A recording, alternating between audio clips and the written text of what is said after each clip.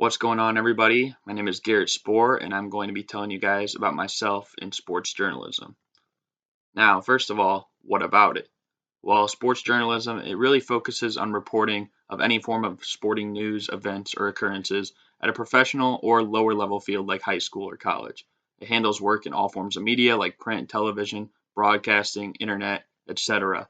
And it requires thorough research on the sports being covered, like the players, the coaches, teams, and the history, because without this, you wouldn't really have the knowledge or any idea about the job.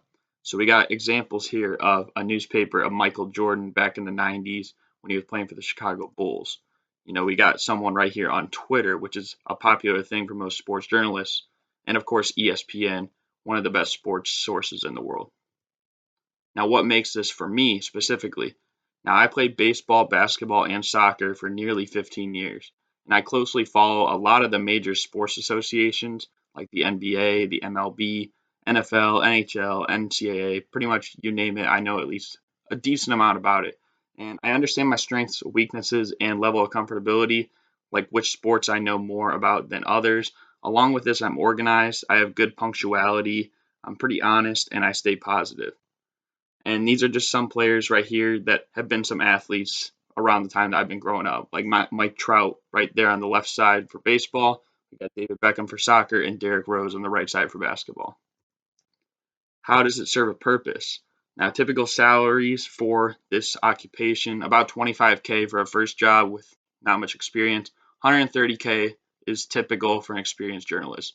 And it handles entertainment through processing sports, obviously, through maybe broadcasting or commentating, along with being an analyst.